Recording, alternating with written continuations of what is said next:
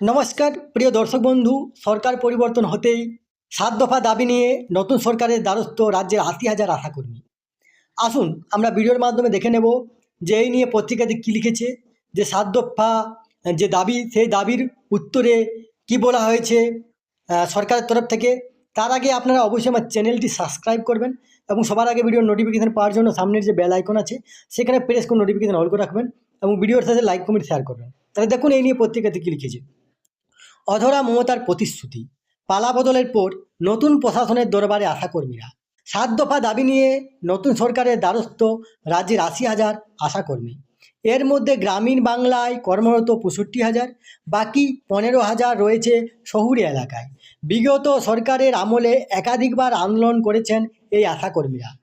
গত জানুয়ারি মাসেই ১৫,০০০ টাকা ন্যূনতম বেতন, সরকারি স্বাস্থ্যকর্মীর স্বীকৃতি, কর্মরত অবস্থায় মারা যাওয়াদের পরিবারকে ৫ লক্ষ টাকা করে দেওয়া এবং বকেয়া সব ভাতা মিটিয়ে দিতে হবে বলে দাবি। সেই সময় টানা ৩০ দিন ধরে রাজ্য জুড়ে কর্মবিরতি পালন করেন তারা।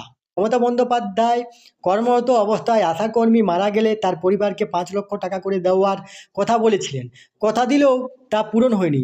নতুন সরকারের কাছে আমাদের আবেদন, পুরনো দাবিগুলো পূরণ হোক। আশাকর্মীদের বক্তব্য, স্বাস্থ্য সংক্রান্ত ছাড়াও বহু অতিরিক্ত পারিশ্রমিকবিহীন কাজ করতে হয়। বাম আমলেও ছিল নানান আর্থিক বঞ্চনা। কাজের ভিত্তিতে ন্যায্য পারিশ্রমিক পেতে বছর ঘুরে যায়। এই মুহূর্তে ৬,২৫০ টাকা বেতন পান আশাকর্মীরা। জানুয়ারির আগে সে বেতন ছিল ৫,২৫০ টাকা। আশাকর্মীদের অভিযোগ, উৎসাহ ভাতারও কোনো স্থির নেই। টেনে টুনে ১০,০০০ টাকাও হয় না মাসে।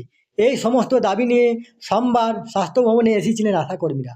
বিধায়ক ইন্দ্রনীল খাঁর হাতে তারা দাবিপত্র তুলে দেন। এই তথ্যটি আপনাদের সাথে শেয়ার করলাম। সুস্থ থাকবেন, ভালো থাকবেন, ধন্যবাদ।